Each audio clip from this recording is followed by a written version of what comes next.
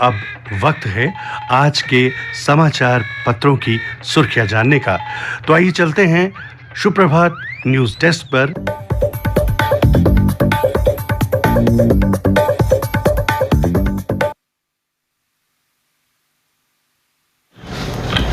नमस्कार, समाचारों के साथ मैं रजनी दुबे।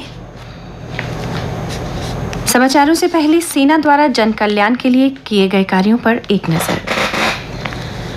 विद्यार्थियों तथा स्थानीय लोगों में सड़क सुरक्षा नियमों का पालन करने की आदत बनाने के मकसद से भारतीय सेना ने वर्ल्ड सेफ्टी डे के संबंध में जिला रामबन के दुलीगांव में ट्रैफिक अवेयरनेस कैंपेन का आयोजन किया। गवर्नमेंट हाई स्कूल दुलीगांव के बच्चों द्वारा स्थानीय लोगों के लिए ट्रैफिक अवेयरनेस रैली का आयोजन किया गया, जबकि ट्रैफिक नियमों के प्रति जानकारी एक लेक्चर द्वारा दी गई। बच्चों ने इस आयोजन में काफी रुचि दिखाई, जिसे काफी सराहा गया। इस दौरान कोविड के सभी नियमों का पालन किया गया।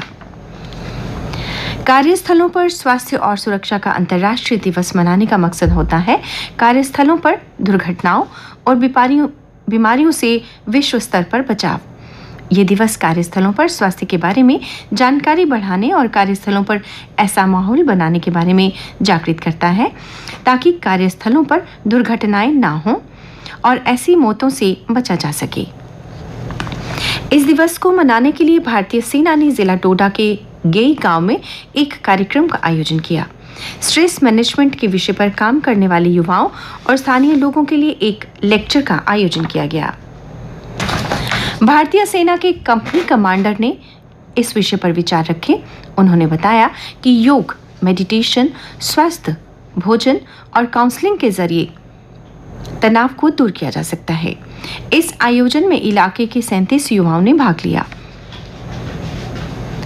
World safety and health day के ही संबंध में भारतीय सेना की एक बटालियन ने जिला रियासी के माहौर में भी सड़क सुरक्षा के नियमों की जानकारी बढ़ाने के लिए अभियान का आयोजन किया। इस अवसर पर भारतीय सेना ने स्थानीय ट्रांसपोर्ट यूनियन से संपर्क कर सिविलियन ड्राइवर्स के लिए एक लेक्चर का आयोजन किया। 88 व्यक्तियों ने इस आयोजन में भाग लिया। कार्यक्रम का समापन ड्राइवरों द्वारा शपथ लेने के साथ हुआ कि वो ट्रैफिक नियमों का पालन करेंगे। चेनाब वैली में वॉलीबॉल सभी आयु वर्ग के लोगों में एक लोकप्रिय खेल है और युवा वर्ग के लोगों को जहां भी कहीं खाली जगह हो वॉलीबॉल खेलते देखा जा सकता है। युवाओं को इस खेल में अपनी प्रतिभा का प्रदर्शन करने के लिए अवसर देने के लिए भारतीय सेना ने जिला किश्तवाड़ के ठाठरी में एक फ्रेंडली मैच का आयोजन किया। इस अवसर पर स्थानीय लोगों का उत्साह देखते बनता था। लोगों ने इस आयोजन के लिए सेना की प्रशंसा की तथा अनुरोध किया कि ऐसे और भी आयोजन हो। 75 स्थानीय लोगों ने यह मैच देखा। और अब आज प्रकाशित समाचार पत्रों की सुर्खियां। एक दैनिक अखबार की सुर्खी है, सरकारें ही सबसे बड़ी मुकदमेबाज, आधे लंबित केस इनके ही हैं। कार्यपालिका और न्यायपालिका के सम्मेलन में चीफ जस्टिस ऑफ इंडिया ने ये बात कही। आगे उन्होंने कहा कि कार्यपालिका के अंग ठीक से काम नहीं कर रहे, उधर विधायिका अपनी क्षमता का पूरा उपयोग नहीं कर रही। इस सम्मेलन में प्रधानमंत्री नरेंद्र मोदी ने कहा कि न्यायपालिका की भूमिका संविधान संरक्षक है, वहीं विधायिका नागरिकों की आकांक्षाओं का प्रतिनिधित्व करती है। न्याय सुलभ, जल्दी और सबके लिए होना चाहिए। प्रमुखता से छपा कई समाचार पत्रों का ये समाचार।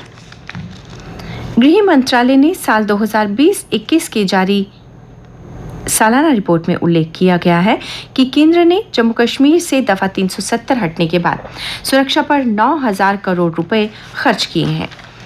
सालाना रिपोर्ट में यह भी उल्लेख किया गया है कि प्रधानमंत्री ने प्रधानमंत्री विकास पैकेज के तहत जम्मू कश्मीर राज्य के लिए 80,000 करोड़ रुपए की घोषणा की है। कई समाचार पत्रों में छपा समाचार। सरहद पर फूटने लगे अमन के अंकुर, सेना ने सैलानियों के लिए इलाके खोले। कश्मीर घाटी में एलओसी पर होम स्टे शुरू हो गया है। पीओके को करीब से निहारने के लिए पहुंच रहे हैं पर्यटक। केरन इलाके के वकार खान ने अपने 3 मंजिला घर को होम स्टे में बदल दिया है। उधर सुचेतगढ़ पोस्ट आरएसपुरा में इंटरनेशनल बॉर्डर पर बाघा बॉर्डर की तर्ज पर हो रही है परेड।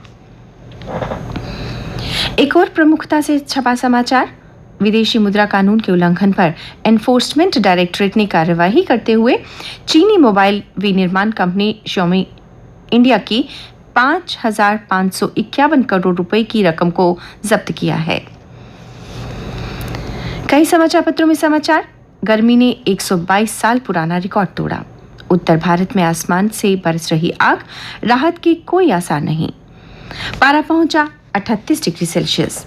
मौसम विभाग के मुताबिक इस साल 50 डिग्री सेल्सियस तक मई माह में पहुंचेगा पारा। बिजली सप्लाई से जुड़ा समाचार, पत्र लिखते हैं, जम्मू शहर में लोड कम करने के लिए नया शेड्यूल बनाया गया। हर दिन 6 घंटे की कटौती होगी। बिजली संकट को लेकर लोग सड़कों पर उतर कर रहे हैं प्रदर्शन। शहर में कुछ इलाकों में तो 2-3 दिन के बाद पानी की सप्लाई हो रही है। सभी समाचार पत्रों में छपा समाचार, जनरल मनोज पांडे ने जनरल MM नरवणे के रिटायर होने के बाद पिछले कल 29वें थल सेना प्रमुख के तौर पर पदभार संभाला। नेशनल हेल्थ कमीशन ने भी भारतीय छात्रों को पाकिस्तान में मेडिकल की पढ़ाई नहीं करने की सलाह दी है, क्योंकि पाकिस्तान की डिग्री भारत में मान्य नहीं है। जम्मू कश्मीर विशेषकर घाटी से हर साल करीब 300 छात्र मेडिकल की पढ़ाई करने पाकिस्तान जाते हैं।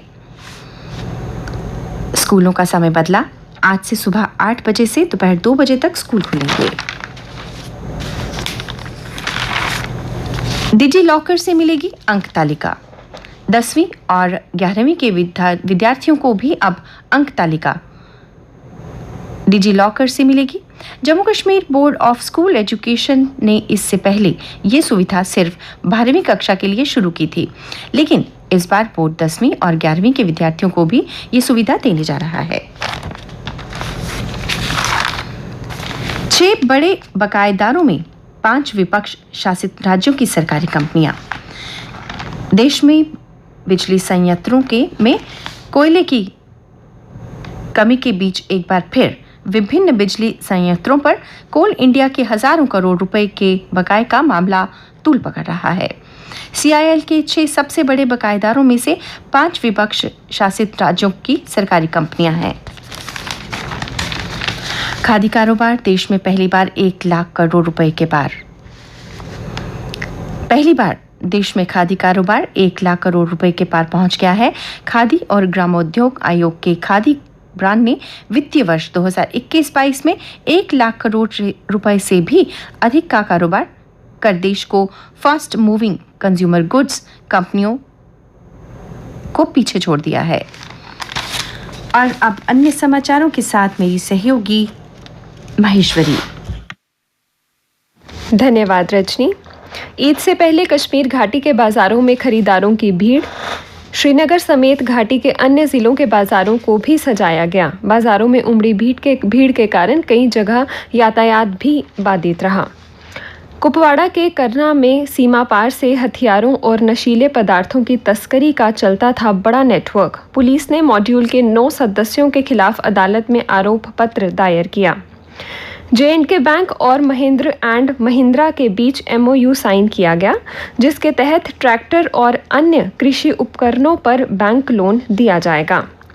कई समाचार पत्रों में छपा समाचार, अरनिया थाने में सिपाही ने खुद को गोली मारकर आत्महत्या की। मामले की जांच में जुटी है पुलिस।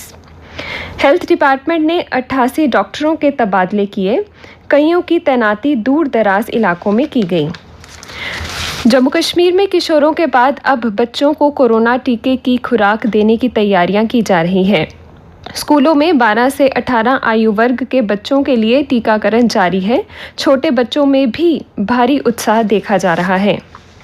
पंजाब पटियाला हिंसा से जुड़ा एक समाचार, पुलिस ने परवाना को बताया मास्टरमाइंड। 6 FIR दर्ज, 3 गिरफ्तार। मनाली ले मार्ग पर 1 वे होगी ट्रकों की आवाजाही। रियासी के जंगलों में तेजी से फैल रही आग। राजौरी जिले के जंगल भी सुलग रहे। अकादमिक सत्र को पटरी पर लाने में जुटे जम्मू और क्लस्टर विश्वविद्यालय। परीक्षा में सुधार के लिए उठाए गए हैं कई अहम कदम। इस साल जुलाई-अगस्त के अकादमिक सत्र में राष्ट्रीय शिक्षा नीति को लागू किया जाएगा। डिग्री कोर्स 4 साल के होने के साथ ही पाठ्यक्रम में भी बदलाव होने जा रहा है। खेल समाचार, कल हुए आईपीएल में बल्लेबाज तेवतिया के दम पर गुजरात 9 मैच में 8वीं जीत से प्लेऑफ की दहलीज पर। 8 मैच के बाद ही सीएसके ने बदला अपना कप्तान। रविंद्र जडेजा की जगह फिर महेंद्र सिंह धोनी को सौंपी गई कप्तानी। आज हैदराबाद से मैच। 5 बार की चैंपियन मुंबई को 9वें मैच में मिली पहली जीत। राजस्थान को 5 विकेट से हराया। सूर्य का अर्धशतक। एशियन चैंपियनशिप के सेमीफाइनल में सिंधु की हार, मिला कांस्य। जम्मू की रिया बख्शी ने खेलो इंडिया यूनिवर्सिटी गेम्स में जीता स्वर्ण पदक। जैन विश्वविद्यालय बेंगलुरु में जारी खेलो इंडिया यूनिवर्सिटी गेम्स में जम्मू यूनिवर्सिटी के उदयवीर सिंह चंदेल ने फेंसिंग में कांस्य पदक जीतकर जम्मू विश्वविद्यालय का खाता खोला।